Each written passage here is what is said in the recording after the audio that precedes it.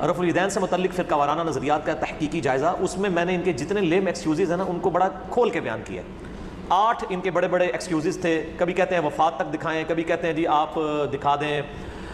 خلفائے راشدین سے دکھائیں، کبھی کہتے ہیں جی وہ مدینہ شریف میں ختم ہو گیا تھا، مکہ شریف کے اندر تھا۔ اس قسم کی جتنی ساری چیزیں میں نے ایک بڑی ترتیب کے ساتھ بیان کی تھی، اسی میں نے اس ایشو کو بھی ایڈریس کیا تھا کہ صحیح مسلم میں اوپر تلے 4 حدیثیں ہیں۔ پہلی بات ہے کہ مسلم شریف کا علم بھی تو ان کو ہونا چاہیے نا کہ مسلم شریف کس اسلوب میں لکھی گئی ہے۔ صحیح مسلم میں ایک حدیث کے اگر ایک سے زیادہ طرق ہوتے ہیں نا، ایک سے زیادہ طرق، تو وہ طرق جو ہیں وہ امام مسلم ایک جگہ کے اوپر لکھتے ہیں ترتیب کے ساتھ تاکہ پورا سینیریو پتہ چل جائے۔ صحیح مسلم کی جو پہلی 4-5 حدیثیں ہیں وہ ایک ہی حدیث ہے، مختلف اصحاب سے ہے کہ نبی صلی اللہ علیہ وآلہ وسلم نے فرمایا دیکھنا میری طرف کوئی ایسی بات منسوب نہ کرنا کہ جو میں نے نہیں فرمائی ورنہ اپنا مقام دوزخ میں دیکھ لینا۔ یہ حدیث حضرت علی سے بھی ہے، مغیرہ ابن شعبہ سے بھی ہے،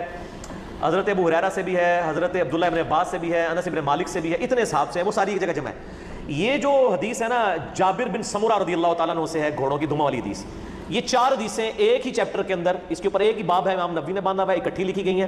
2 کے اندر کانٹیکسٹ موجود نہیں ہے، 2 کے اندر موجود ہے۔ ہم بغیر کانٹیکسٹ والی کو لے لیتے ہیں، اس کے اندر کب لکھا ہوا ہے کہ یہ ہاتھوں کا اٹھانا اس وقت ہاتھوں کا اٹھانا ہے کہ رکوع میں جاتے وقت یا رکوع سے اٹھتے وقت، اس طرح کی تو کوئی تفصیلات اس کے اندر موجود نہیں ہے۔ اس میں یہ ہے کہ میں تمہیں دیکھتا ہوں کہ تم سرکش گھوڑوں کی دموں کے مانند ہاتھ اٹھاتے ہو، اس طریقے سے ہاتھ مت اٹھایا کرو۔ انہوں نے کیسے ڈٹ کر لیا کہ اس سے مراد رکوع میں جاتے وقت اور رکوع سے اٹھتے وقت رفع الیدین ہے۔ اگر یہ مراد لے لیا جائے تو اس میں پہلا رفع الیدین بھی داخل ہو جائے گا، ان کے عید کے رفع الیدین بھی داخل ہو جائیں گے، نماز وتر کا رفع الیدین بھی داخل ہو جائے گا۔ یہ ان کو دعوی باطل ہے۔ یہ تو اسی طریقے سے کہتے ہیں کہ جی وہ نبی علیہ السلام جب نماز شروع کرتے تو اللہ اکبر کہتے ہیں، رکوع میں جاتے تو اللہ اکبر کہتے ہیں، رکوع سے سر اٹھاتے تو سمی اللہ لمن حمیدہ کہتے ہیں۔ بخاری مسلم کی حدیث لیتے ہیں اور پھر کہتے ہیں دیکھیں اس میں تو رفع الیدین نہیں، اس میں تو پہلا رفع الیدین بھی موجود نہیں ہے۔ تو اس میں نہ پہلے، اس میں اگر ہوتا نا کہ پہلا رفع الیدین آپ سے فرماتے کہ ٹھیک ہے اس کے بعد والے نہ کرو تو ہم بعد مان لیتے۔ اس میں الفاظ ہے ہاتھ کیوں اٹھاتے ہو،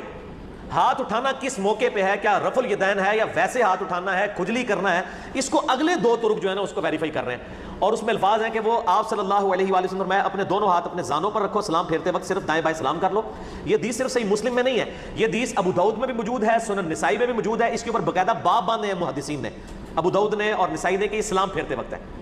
یہی باب صحیح ابن خزیمہ میں، ابن حبان میں موجود ہے، اور امام بخاری کی جو کتاب ہے جز رفع الیدین، اس میں انہوں نے اسی حدیث کے کانٹیکسٹ میں لکھا ہے کہ ان لوگوں کو اللہ کے عذاب سے ڈرنا چاہیے جو اس حدیث کو رفع الیدین کے اوپر لگا کے اس کی منسوخیت کا دعویٰ کرتے ہیں۔ وہ ڈرتے نہیں ہیں کہ اللہ کا عذاب ان کے اوپر آ جائے کہ وہ حدیث کی تعریف کر رہے ہیں۔ یہ امام بخاری نے سر لکھا ہے جز رفع الیدین میں، ہارون بھائی جی ٹھیک ہو گیا۔ پھر ان کے گھر کی گواہی یہ ہے کہ مولانا تقی عثمانی جو مفتی اعظم پاکستان مانے جاتے ہیں دیوبند کے، انہوں نے دروس ترمذی میں باقاعدہ ان کے دروس چھپے میں انہوں نے کہا ہے کہ یہ علمی خیانت ہے ترک رفع الیدین کے اوپر مسلم شریف کی ان حدیث کو پیش کرنا، کیونکہ ان کو پتہ ہے کہ وہ خیانت کر رہے ہیں ان کے علماء۔ پھر بریلویوں کے مفتی احمد جہاں نعیمی صاحب نے جال حق کتاب لکھی ہے، دنیا جان کی وہ ہر لیم ایکسکیوز لے آتے ہیں اپنے آپ کو صحیح ثابت کرنے کے لیے۔ انہوں نے رفع الیدین کے ترک پہ جتنے دلائل لکھے ہیں نا، اس دلیل کی ذکر تک نہیں کیا انہوں نے، ورنہ تو پہلے نمبر پہ لے کے آتے۔ ان کو بھی پتا تھا کہ یہ اس طریقے سے، اور ہمیشہ سے محدثین ان چیزوں کا جواب دیتے ہیں کہ انہوں نے یہ اسی طریقے سے ہارون بھائی جس طرح آپ پوچھیں نا تراویح کتنی ہوتی ہے، کہتے ہیں 20، کہتے ہیں کس طرح، کہتے ہیں تراویح وی آ گیا بچ تراویح بھی ہو گیا۔ اس میں رفع ایدیکم، وہ تو تھپڑ مارنے کے لیے بھی کسی کو ہاتھ اٹھایا جائے تو وہ بھی رفع ایدیکم ہی ہوگا، ٹھیک ہے۔ ہاتھ اٹھانے کا محل لکھا ہی نہیں ہوا کہ رکوع میں جاتے وقت، رکوع سے اٹھتے وقت، اس طرح کی کوئی تفصیل نہیں لکھی ہوئی ہے۔ خام خواہ اس طریقے سے اپنا لقمہ قرآن و سنت کے منہ میں ڈالنا یہ بالکل دشمنی ہے۔ اور آپ میرے اس کے علاوہ بھی کلپ دیکھیں، انہوں نے جدھر جدھر بھاگے ہیں نا جی، میں نے ادھر ادھر ان کے پیچھے گیا ہوں۔ انہوں نے کہا جی مناظرہ ہوا، میں نے جز رفع الیدین سے مناظرہ ثابت کیا ہے رفع الیدین کے اوپر امام حنیفہ کا حدیث کی کتابوں سے۔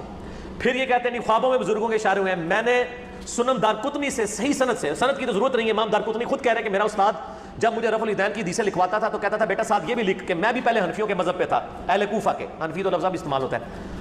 لیکن ایک رات نبی علیہ السلام کی مجھے خواب میں زیارت ہوئی، آپ نے رکوع میں جاتے وقت اور اٹھتے وقت رفع الیدین کیا، تو میں بھی پھر اس طریقے سے نماز شروع ہو گیا۔ یہ رفع الیدین کی حدیثوں کے ساتھ امام دارقطنی کے استاد لکھوایا کرتے تھے، اور میں نے ایچ ڈی کیمرے میں وہ سنن دارقطنی بریلویوں کا ترجمہ دکھایا، سند کی ضرورت ہی کوئی نہیں، امام دارقطنی خود اپنے استاد سے نقل کر رہا ہے۔ اب ہم ان کو خواب بھی دکھا رہے ہیں محدثین کے، ان کے بابوں کے نہیں، پیچھے کون سی بات رہ گئی ہے، ٹھیک ہو گیا۔ تو دل بے ایمان تے وجدان ٹھیر، ان کی جتنے لیم ایکسکیوزز ہیں نا میں نے تمام کے جواب دیے اور اس میں نے اس ایشو کو بھی ایڈریس کیا۔ تو آپ کو سمجھ آ گئی بات کی؟ ہاں جی۔ تو آپ وہ 70B دوبارہ دیکھیں نا، اس میں یہ عدم ذکر کی روایتیں بھی لے آتے ہیں۔ اچھا پہلے انہوں نے بڑا جھوٹ بولا، کتابوں کے اندر لکھا جی مکے میں رفع الیدین ہوتا تھا، مدینے میں ختم ہو گیا۔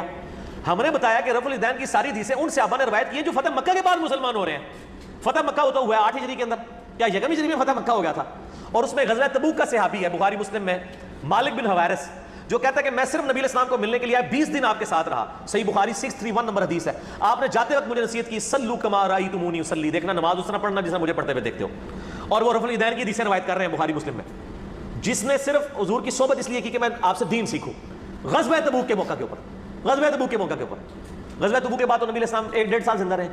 اور پھر یہ اتنی توہین کرتے ہیں، یہ کہتے ہیں ہاں جی اس وقت تک تو ثابت ہے، ان کو کہیں کہ نبی علیہ السلام پوری زندگی گھوڑوں کی دموں والا کام کرتے رہے، نعوذ باللہ۔ یہ بھی میں نے اس میں ہارون بھائی بتایا تھا کہ اللہ اپنے نبی سے کوئی ایسی سنت نہیں کروائے گا جس کو اتنے سخت الفاظ میں بعد میں کنڈیم کیا ہو، اس کا کیا جواب دیں گے؟ کیا نعوذ باللہ نبی علیہ السلام اپنی 63 سال کی مبارک زندگی میں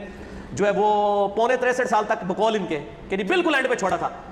پونے 63 سال تک گھوڑوں کی دموں والا کام کرتے رہے، نعوذ باللہ من ذالک۔ ہم نے چیلنج کیا کہ نبی علیہ السلام کی کوئی ایک سنت بھی ایسی نہیں ہے جو منسوخ ہوئی ہو بعد میں اور اس کے بارے میں نبی علیہ السلام نے کبھی سخت الفاظ استعمال کیے ہوں، اور اتنے سخت الفاظ ہوں۔ انہوں نے جھوٹ بولا ہے، اور یہ جھوٹ محدثین شروع سے پکڑتے آئے ہیں، اور خود ان کے اور اپنے علماء کی جرت نہیں۔ میں آپ کو بتاؤں،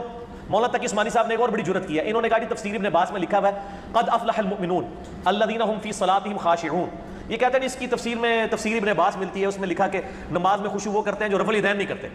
پہلے ہم ان کو پھکی دیتے ہیں کہ آپ عید کی نماز میں کیوں پھر رفع الیدین کر کے اپنا خشوع خضوع برباد کرتے ہو اور نماز وتر میں، اور یہ پھکی امام بخاری نے بھی دی ہوئی ہے جز رفع الیدین میں۔ اب تقی عثمانی صاحب نے کہا کہ جی وہ تفسیر ابن عباس تو ثابت ہی نہیں ہے، جعلی روایتیں پیش کرتے رہے، وہ تفسیر ہی ثابت نہیں ہے، اور وہ لاجیکلی پھر کیسے ثابت ہوگی؟ اگر ایک چیز نماز کا سکون جڑے تھے پیڑے اور لاہور بھی پیڑے، یہ کیسے ہو سکتا ہے کہ عام نماز میں سکون برباد ہو رفع الیدین سے، اور جو نماز پڑھنا نہیں سال کے بعد ہے اس میں آپ کا سکون نہیں برباد ہو رہا؟ اور اللہ دے بندے وہ کوڑ ماریا کرو جڑے کو ہضم بھی ہو من، ٹھیک ہے نا؟ میں اس لیے ان کو کہتا ہوں میں آپ کے ہر مسئلے کے ساتھ انجینئرنگ کرتا ہوں، الزامی جواب دیتا ہوں، آپ اگر یہ جواب دیں گے میں یہ جواب دوں گا، آپ وہ جواب دیں گے میں یہ جواب دوں گا، الٹیمیٹلی آپ ہاتھ اٹھا لیں گے، اور تائی کہتے ہیں جناب علی نو سنا کرو گمراہ ہو جاؤ گے، اور علی کہتا ہے سارے نو سنا کرو ہدایت پہ آ جاؤ گے، تو ہمیں پتہ لگے گا کوڑ مار رہے تھے۔ ہم تو کہتے ہیں کہ باقیوں کو سنیں پھر ہمیں سنیں، آئے یہ علم کا میدان ہے، آ کے فیصلہ کریں، اور صحیح مسلم آپ خود کھول کے پڑھیں، انٹرنیشنل نمبر کے مطابق 969 سے لے کے 971 تک یہ 4 مسلسل حدیثیں ہیں، اس پہ امام نووی نے باب بند ہے، ٹھیک ہے، جنہوں نے مسلم کی تبویب کی ہے کہ سلام پھیرتے وقت ہاتھ سے اشارہ نہ کیا جائے، یہ سارے محدثین کا موقف ہے۔